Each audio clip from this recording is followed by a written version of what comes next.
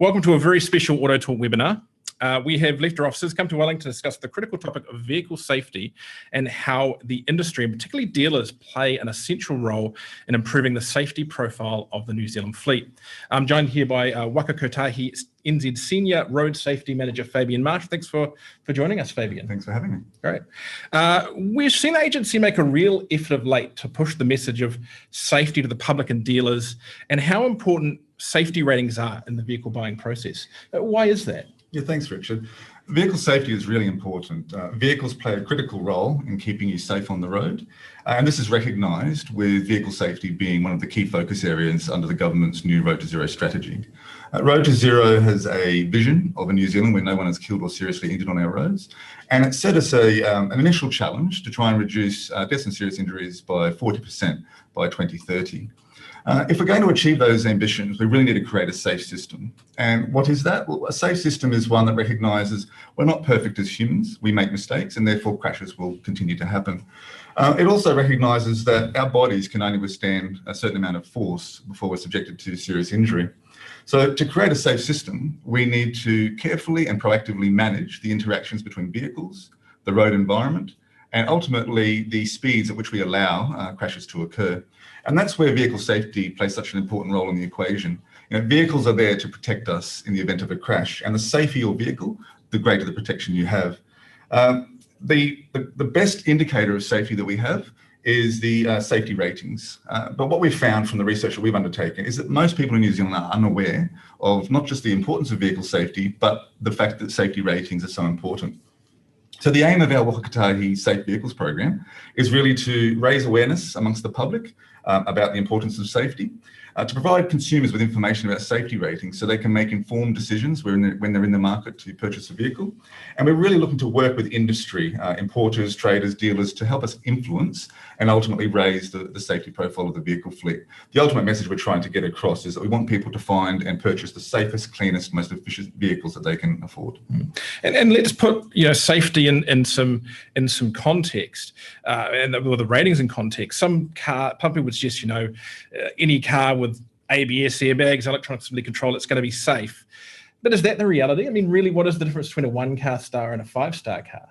Yeah, that's a great question. It is common for people to think that the safety features are what determines the safety or performance of your vehicle, but ABS or airbags are really not enough. Ultimately, the vehicle interacts as a complex system that works together to protect you in the event of a crash. And one of the factors that needs to be considered is the structural integrity of the vehicle. So if you have multiple airbags in your vehicle, those airbags are not likely to work properly and possibly aren't going to be able to protect you and do enough if the vehicle cabin crushes in on you in the event of a crash. And that's where safety ratings are so important. We crash test vehicles, we look to real world crash data to look at how vehicles actually perform in a crash. And that information helps us to understand, what sort of safety ratings are going to provide the better protection for you. Ultimately, the more the stars, the safer you are. We know from our research that you're twice as likely to be killed or seriously injured in a 1-star vehicle than a 5-star vehicle. Mm-hmm. Now, let's talk about what's important to dealers, and that's buyer intentions and where safety is seen as important from the buyer perspective. So you've got some research to understand about how the public reacts to safety ratings, and is the awareness amongst the public and how important to them growing? Yes, we're seeing some really encouraging results. We've now had the Safe Vehicles program running for around a year. Prior to that, safety ratings have been around for quite some time, for decades, but we really haven't had a good conversation in the New Zealand public around safety ratings, what they are, how important they are. When we started the program, we asked people, what are the types of things you think are a good indicator of whether your vehicle is safe or not? And less than 1% of people referred to safety ratings. So now a year on, we're seeing that has risen to around 14%, which is certainly encouraging, but obviously highlights that we've got more to do as well. Mm-hmm. Now, before we go too far into the subject further, I think it's essential we get an overview of how the safety rating system actually works.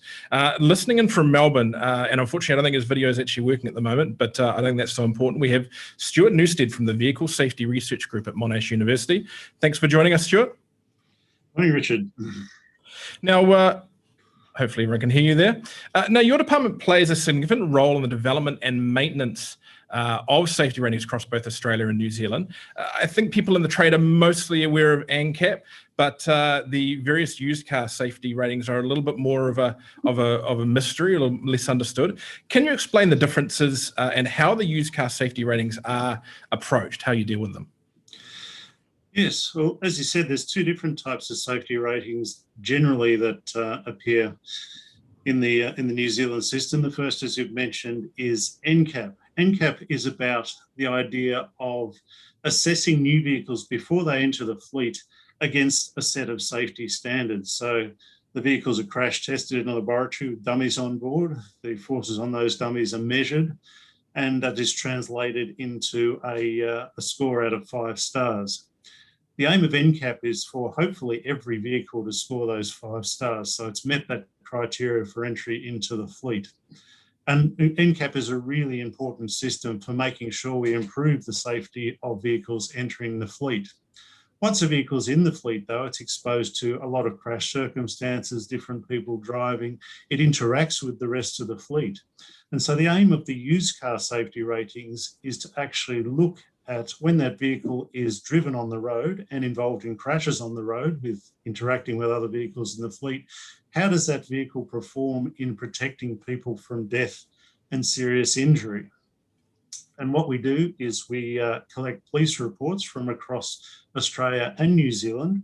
We look at the crashed vehicle, we look at the vehicle type, we look at the people in those crashes, we look at the crash circumstances, and we measure the contribution of the vehicle to those injury outcomes. And it covers not only the drivers of those vehicles, it covers the people they collide with in other vehicles or outside of vehicles like pedestrians, cyclists.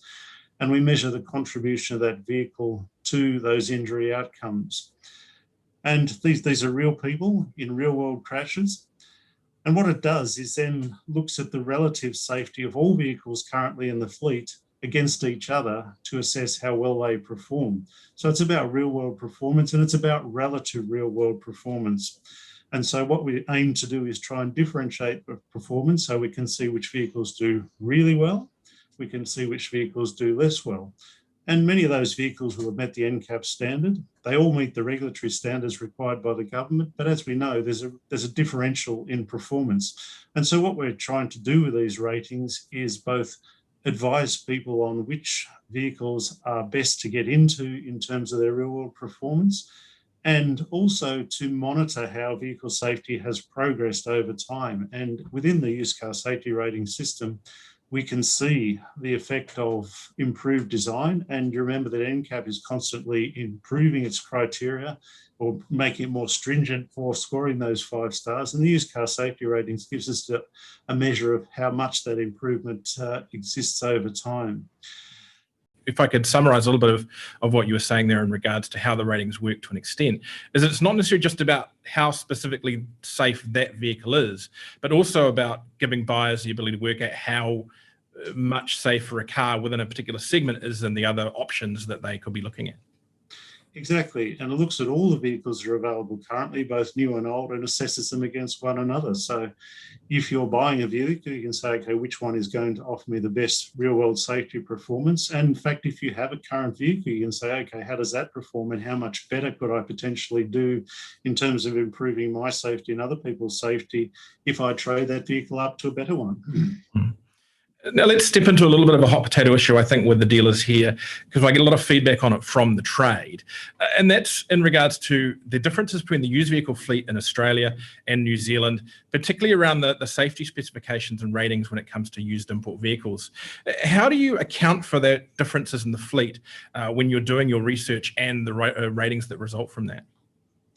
That's a very good question. It's one of the obviously the great difficulties in doing vehicle safety ratings. We collect a lot of information on vehicle specifications, both new and used. And as far as possible, we group the vehicles into what we believe are relatively homogeneous groups with respect to their safety performance.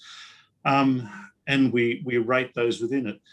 Within some of the groups, it's an average performance, and there are some differences in specification. So one vehicle might have an optional airbag package compared to others. And it's always our advice that when looking at a vehicle within a group, you choose that vehicle which has the most safety features fitted, but you look at the basic information of the performance of that vehicle. When it comes to the used import fleet, some of them we actually can't rate because we don't have enough data on it. And that's where the VSRR rating comes in, because what we're able to do is look at the broad characteristics of the vehicle in terms of its age, its general structure and type. And from the information we have, we're able to fill in the likely safety performance of that vehicle under the VSRR system. And that's a great way of at least providing some background information, which says, okay, if you buy a vehicle of different type, you buy vehicles of different age, this is what you can generally expect from that vehicle. And although we get variance within an age group and a market group, those attributes are very strongly associated with the safety performance you can expect from that vehicle in the real world. And that's why the VSRR is an important component of the ratings, in addition to the make and model specific ratings that are given by the used car safety ratings. Now, some cars, which are a lot of cars, and the example we've got here is a 2015 Honda Jazz, the current model, they have a 5-star rating under ANCAP, but they also have a 3-star rating under the UCSR. How does this happen, and how should a dealer be marketing that car? I mean, can they market it as a 5-star, or is it really a 3-star?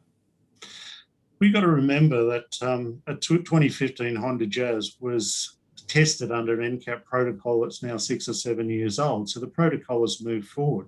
So partly that rating has reflected how the vehicle fleet has moved forward over time, because every time we do the used car safety ratings, we update all vehicles every year to give them a relative performance. So partly the 2015 Honda Jazz is now a 7-year-old car, and that's reflecting the benefits you might get if you bought a newer car. Also, there's other elements. So in the real world, we have crashes of all types. You have rollovers, rear ends. NCAP tests certain test criteria and certain crash configurations to that standard. And obviously, when that car was tested, it scored 5 stars, and that's great. And that's what we want. But now it's transitioned to the real world, and it's a bit older. We can see how that performs relative to the rest of the fleet. And that's the sort of thing that people should notion. So NCAP should be used primarily to assess new cars coming into the fleet now under the current protocol. And when they've moved to an older vehicle, you should be using the used car safety ratings to see how it fits into the fleet currently.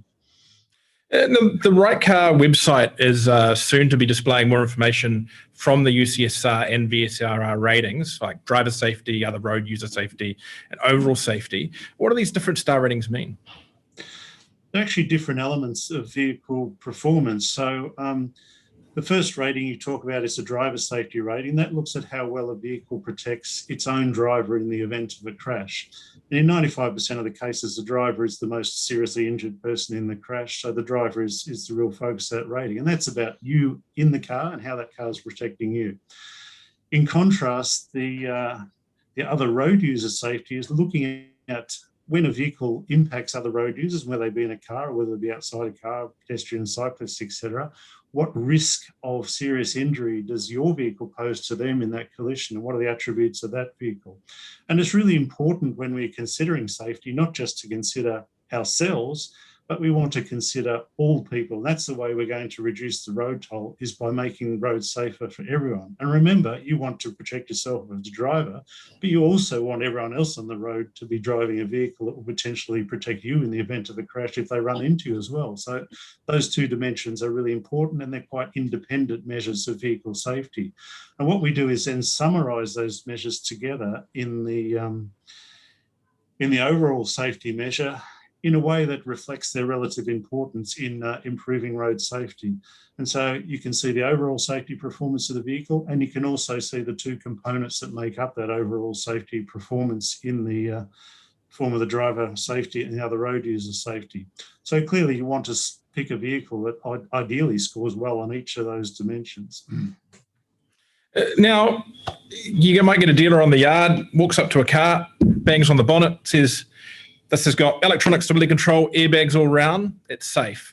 But how much of a difference in the real world does that equipment actually make to a car's crash performance? I think as Fabian pointed out before, a vehicle's safety performance is not just an individual feature, it's how the whole vehicle is designed to integrate. And this is one of the things, this is why we have safety ratings, this is why we monitor real world safety outcomes, because you can't just walk up to a car, bang on the bonnet and look at it and go, I think this is safe. And often people have preconceptions based on brand biases, etc. Or if they're a dealer, they're really just, they're trying to sell a car and convince the public that it is safe. So really what we want to do is have objective information based on real world experience to rate that car's safety, rather than expecting people to be able to look at a vehicle and assess its safety just visually, which is more or less impossible. And from that, you actually get some quite surprising results. And that shows how people's individual biases are when they're looking at vehicles and making that visual assessment. Mm. Thanks for that, Stuart. Now, if you could hang around, because we will be doing some questions a little later on. And to attendees, if you do have any questions for Stuart, Fabian, or we've got a broader NZTA team here as well, please do put them in the chat panel down the side, or in the Q&A function that you'll find on Zoom. We'll be looking at both of those shortly to answer your questions. But first, we are just going to have a look at a little bit of a video that shows what the difference is in accident terms between a 1- and 5-star car. So.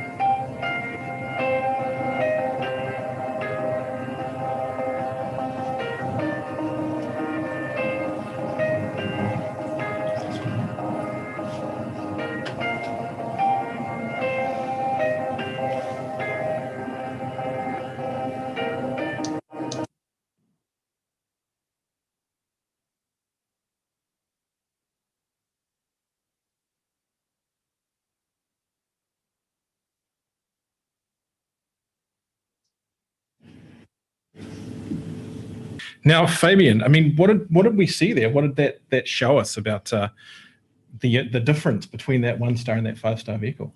Yeah, I think that the footage is excellent, isn't it? It really brings home the difference in the safety performance and how much you're going to be protected in a crash like that. What we see is, if you look at the detail, both vehicles had an airbag. And what you see with the 1-star vehicle, if you look closely, is the cabin has been compromised to a far greater extent than the 5-star vehicle. The steering column and the steering wheel have come back in towards the driver. As the vehicle has been subjected to crashes, you can see the A-pillar has caved in quite substantially. And given that this is a offset crash, the occupant or the driver hasn't gone straight forward, they've actually gone at an angle, and the airbag's effectively gone off over their shoulder, and there's been quite substantial head impact with the A-pillar. In this particular crash, the 1-star results indicate that the occupant would have had a 77% likelihood of a death or a serious injury outcome. In comparison, the 5-star vehicle, the occupant would have had only a 12% chance of death or serious injury. So it really brings home what I said before, that you're more than twice as likely to die in a 1-star vehicle compared to a 5-star vehicle. So that must really reinforce how important it is that right through the sales process, dealers are keeping that in mind and reinforcing those safety ratings to buyers, and I guess also in their own buying process when they're sourcing vehicles. Yeah, definitely. I think what we're all in the role of trying to improve road safety. Ultimately, everyone has a role to play. I mentioned before around the SAFE system, and I touched on a couple of key principles there. Another key principle under the SAFE system is we do all have a role to play, and we need to work on all parts of the system. So influencing a greater uptake of safer vehicles and improving the safety profile of the fleet is certainly something that will help to make a huge difference. Having industry and particularly dealers getting in behind the message and actively supporting the Safe Vehicles program will be highly valuable in raising awareness and contributing towards a safer fleet. Now, going back to that key question that we discussed before in regards to the complex nature of New Zealand's fleet, do you feel confident that on the whole the ratings are reflective what is happening on the roads and what is driving on the roads in New Zealand? Yes, we're confident that the safety ratings are our best indication. As Stuart has highlighted, vehicles can have different features, but ultimately we don't really get to see how a vehicle is going to perform unless it's subjected to crash testing or real-world crash data, and that information is valuable. Whilst the NCAP testing rating is the best information that we have until there's enough information from real-world testing, and once we do have vehicles in the fleet over time, we do get that information, and that gives us a better indication of real-world crash performance. The safety ratings are published in New Zealand are based on scientific evidence. And they are the best, as I mentioned, indicator that we have at the moment of how safe a vehicle is. But ultimately, we're continually working with industry and are happy to receive any feedback on how we can make that system even better, make sure it's aligned, robust, and fit for purpose for everyone. What other resources are available to dealers to help them understand the rating system, and what's the uptake been like so far? We've developed a one-stop portal on the Right Car website for industry. If you go onto the Right Car website, there is a dealer section there, and there's a great range of tools in there for people to have a look at. You can use the safety ratings lookup tool, and it also allows you to have a look at Japanese chassis numbers. There's also a great training module on there as well. I did that myself on the weekend and found it was great to have a look through that module. We'll essentially email the link out after this, but yeah, I'd encourage everyone to have a look at that. And look, I kind of mentioned a minute ago, but should smart dealers be taking this on right at the start of their buying process? I mean, if they're not buying low-rated cars themselves, they don't have to sell them to customers. There's no need to justify selling a one-star car. You just don't buy it in the first place. Yeah, I think what's important is consumers are starting to understand the importance of vehicle safety, and that's an encouraging part of the work that we've been doing over the last year. Our recent research indicates that 74% of people think that the safety rating of their vehicle is important. It's important to have a high safety rating, so that message is getting through. We're seeing that. So we're recommending that consumers buy vehicles with high safety ratings. That will have an influence in the market over time and become a point of consideration in how consumers choose the vehicles they want to purchase. So if there's an opportunity to upsell or get people into those safer vehicles, then surely dealers and the industry can really help out. Well, I kind of see it as you could get some smart dealer out there who sees this information and decides, well, that's the kind of part of the market they're going to go to exclusively, nothing but 4- and 5-star cars on a yard, and use that as a marketing tool over other operators. Well, yes, I mean, we'd encourage the promotion of vehicle safety ratings. Ultimately, that is what we're trying to do here. Ultimately, if we can encourage people to buy the safest, cleanest, most efficient vehicle they can, that they can afford, that's great. And we want people to purchase a vehicle that scores well on every measure. Now, there's been some discussion in the media in recent months of bans or tariffs being applied on the importation of low safety rated vehicles. I understand some of that's based on work that's actually going on here within Waka Kotahi. Could we realistically see that kind of thing happen in the future? Yes, quite possibly. Road to Zero is really setting us the challenge of trying to improve the safety profile of the fleet. There are measures that look at both the supply and demand. Obviously, this particular program is about focusing on the education and awareness component and trying to influence purchasing decisions. We'll be working with the Ministry of Transport to look at potential policy options and that will help with the supply of safer vehicles. And that's something that we'll consider all options going forward. Fantastic. Now, I'm about to head to look at some questions. So if you haven't already sent one in, please do remember to put that in one of the chat functions or the Q&A functions that is on Zoom. But to start, while people do that, we do have a few questions that were asked earlier that I've crystallized a little for simplicity, but hopefully they cover a few things. Now, we've got a few more people here to help us with the answering alongside Fabian, and we've still got Stuart on the line. We have Todd Wiley and Tom Logan, who are senior advisors from Waka Kotahi, and Davey Uprichards is available as well for us if we need him. Now, let's have a look at this. Let's go to a broader camera. We'll keep it on this one. We'll see if you need to answer yet. So the first question we have is from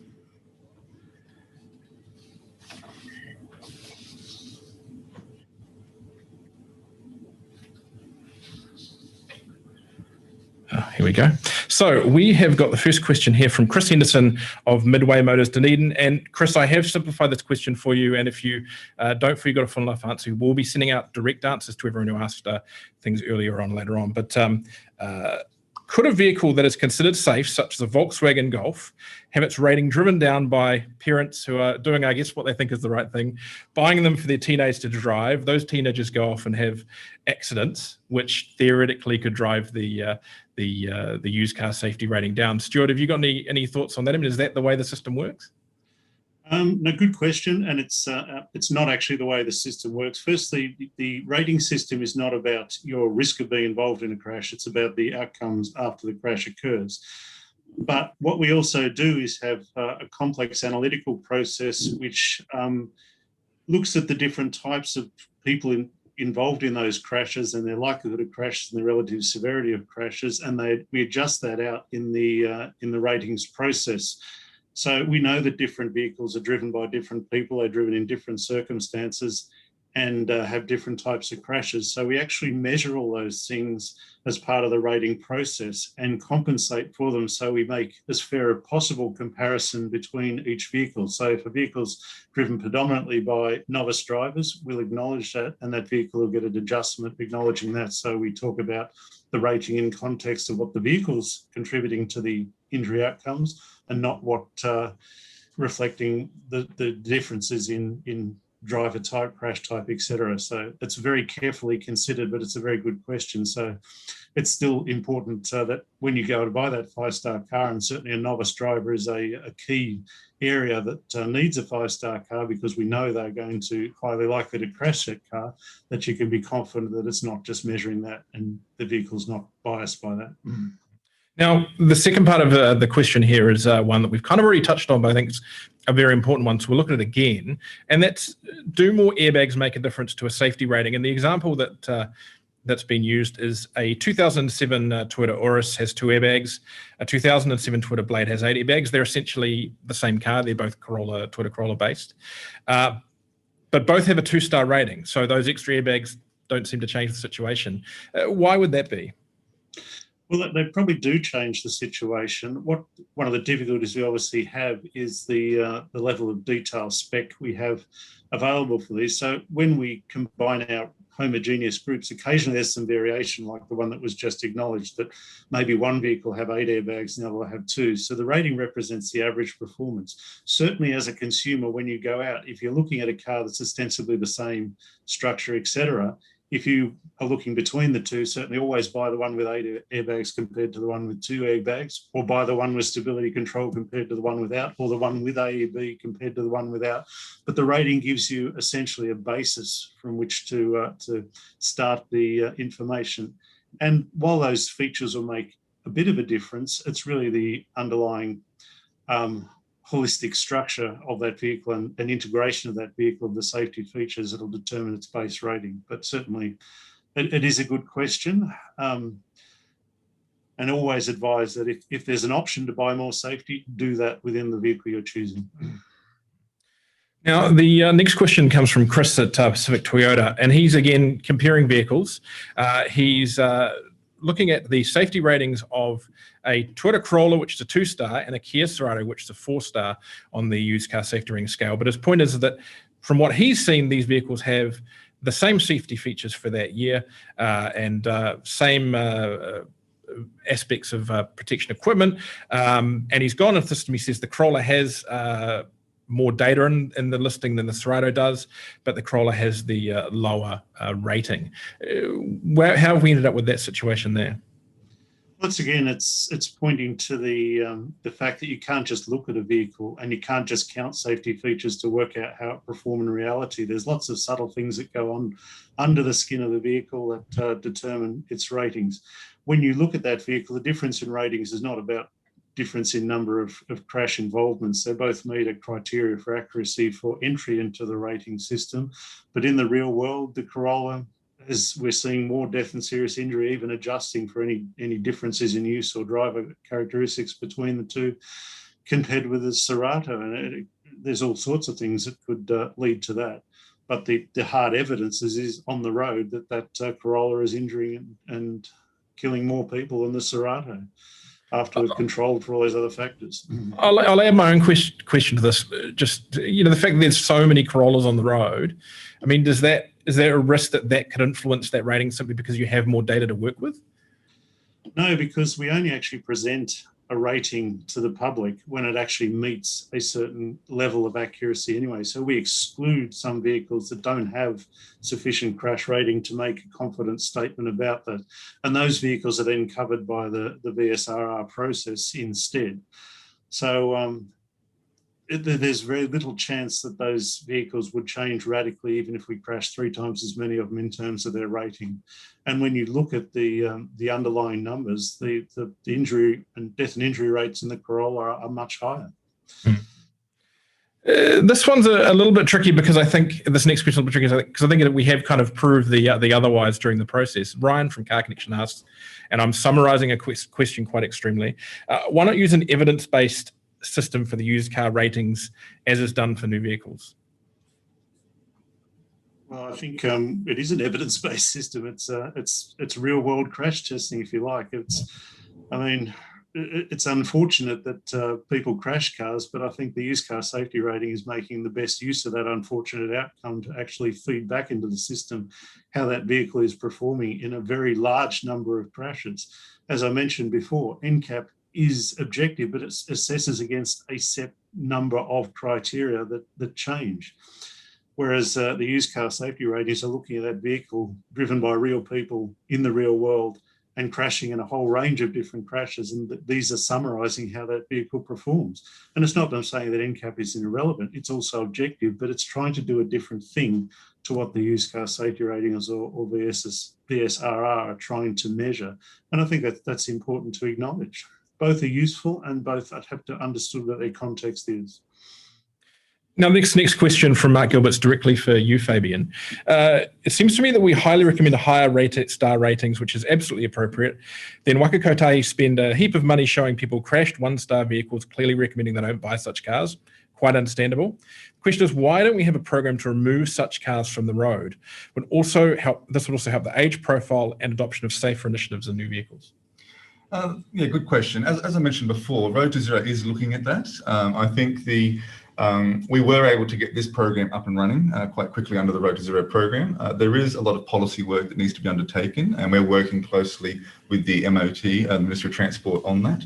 We will be looking at options. For example, are there technology or emissions-based elements to policy and regulation that could be brought in to have an impact on how we bring in and remove 1- and 2-star vehicles from the fleet? So those sort of more regulatory options are being considered at the moment, and we'll see those coming to fruition as those policies are worked through in more detail. So definitely on the table one day, potentially. Yes. Yeah. Now, our next question is from Tatiana, who's at a dealership in Auckland. Hi there. Thank you for this helpful information. You're welcome. I'm from a dealership in Auckland. We have hatchback options with only 2 airbags, but newer models, 2015 to 2019. Customers wonder if these are safe enough. These cars are still popular in the market. What do you reckon to answer them, knowing that these options are 2 to 4-star ratings? She's talking about specifically the Suzuki Swift, Nissan Note, Honda Fit, Toyota Aqua. So she's got cars that have safety equipment, are modern cars, but have low ratings. I think this is an actually important point because, again, just because the vehicle has all the safety equipment in it doesn't mean it will necessarily perform well in the real world. And that's exactly why we need to make these real world assessments on how these vehicles perform. And certainly, part of the reason might be that if they are newer models, but they don't have things like curtain airbags, which are critical in protecting from serious injury and a side impact, that can be partly what drives it. So again, it harks back to the idea that you can't really just count airbags and look at a vehicle and decide how safe it's going to be. That real world information is actually telling you the service performance of that vehicle. Now, the next question is from Logan Potter, and I think he's referring to the research that's used to build the UCSR ratings. Can the research being discussed be shared? I mean, is some of this research publicly accessible? Absolutely. If you come to the Monash Accident Research Centre website, you can actually find the full technical report showing exactly the data and how the methodology to produce all these ratings is applied. You can see every last detail of it. There's no secrets here. Is that something that's available directly to dealers in New Zealand via the NZTA systems as well? At the moment, it's available via the Monash website, as Stuart has mentioned. That is something we could potentially consider if that's of use to provide it more through our one-stop portal. But certainly, as Stuart's highlighted, the information is publicly available and anyone can get in and have a look at it. Next question's anonymous. The difference between NCAP and USCR ratings is quite confusing for customers, especially as the ratings are often different. What is Waka Kotahi doing to improve the general public's understanding of this situation? What can you do to help customers understand the difference between NCAP and UCSR? I mean, we have through the Right Car website, there's a lot of information in there. So anyone that's willing, and we'd encourage access to that website as the primary source of information. And in there's a lot of detail about how the NCAP testing protocols derive the new car testing star ratings, as well as the used car ratings. So all the information is available on our Right Car website, and we do quite often encourage people to have a look at that information. But could we potentially see any marketing that does help the public understand those UCSR ratings better? Certainly, I think it's something we could look at with regards to our engagement with public, and when we're surveying and trying to understand how our messaging and how the Safe Car program, Safe Vehicles program is landing with consumers. That's the sort of questions we can ask. And if we believe that as a result of that, it's worth, that's something that we could look at going forward. Go ahead. So for a dealer perspective, obviously the training module on the website is quite important, and it runs you through that safety rating life cycle. But we are also developing a brochure at the moment, which will be out shortly, that it does explain how the different rating systems work as well, and that's aimed at the public. So we'll be putting those out through various different events or road safety organisations. And by all means, if it's something that you're interested in yourself, then you'll get our contact details at the end of this webinar, and we'll be happy to send some of those to you as well. And just a further thing to add, the team will be going around the country with the crashed vehicles that you've seen in the footage earlier, and that's a great opportunity to get out and have conversations one-on-one with the public about the importance of vehicle safety. Now, the next question from John Hutchinson is a broad one, but it's one that I think is relevant to the discussion of safety, and that's New Zealand has one of the oldest car parks in the OECD, average car age of 15 plus years. Not sure what the current actual number is. I'm sure perhaps some of the stable knows. He says it's due to Japanese imports. I'm sure it's more complex than that. Surely getting these older vehicles off the road should be a priority for the government. Again, I go back to the point made earlier. We are looking through Road to Zero at both the supply and demand aspects of improving the safety profile of the vehicle fleet. The age of the vehicle fleet, the opportunity to incorporate technology and emissions-based standards around regulation of the vehicles that come into the fleet is something that will be considered. Okay. Another anonymous question. The road toll is not dropping. Vehicle safety is important, but why aren't we seeing the road toll drop in conjunction with safer vehicles entering the fleet? I think the overall the number of deaths on our road is a complex and multifaceted aspect. I mean, as I mentioned right at the beginning of this session, it's all about how the system comes together. So in the way that all the various technologies and aspects of vehicle technology help to protect you when they're working in unison, so too the way that the system interacts at a broader level. So we need to ensure that our roads are safe. We need to ensure that our speed limits are set in accordance with the amount of energy and force that our bodies can withstand. And getting more vehicles into the fleet that are safer is going to help provide a greater level of protection. So we're working on that again through the Road to Zero strategy. We're looking at those aspects that government can influence around the safety of our roads, continuing to provide information to the public about how they can make safer road user choices when they're out there driving and walking around on the roads, as well as the role that police play with regards to enforcement. So that's how the system comes together ultimately, and how that works through the Road to Zero strategy. Mm-hmm. This question from Barry Gruby, and he asked, we kind of touched on it a second ago, what is the average age of New Zealand's fleet? Does anyone here have that number at the moment? No? Yeah. I don't have the exact numbers in front of me, but I think it's around 15 years at the moment. But it is going backwards. So right. So obviously we do need to have a look at that. And what Barry's saying is, how do we expect the majority of lower income vehicle owners buying what we perceive to be newer 5-star rated vehicles? Surely we can't expect people in the next 9 years to be driving newer vehicles.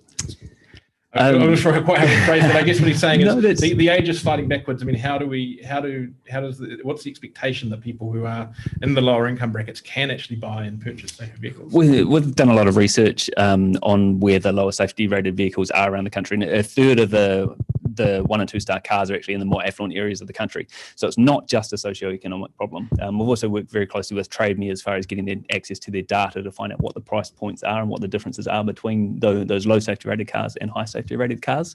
And there's a huge crossover there. So it's not necessarily a financial issue, it's more of an education issue. And that's obviously where the dealers can play their part in pushing people into a safer vehicle for the same price.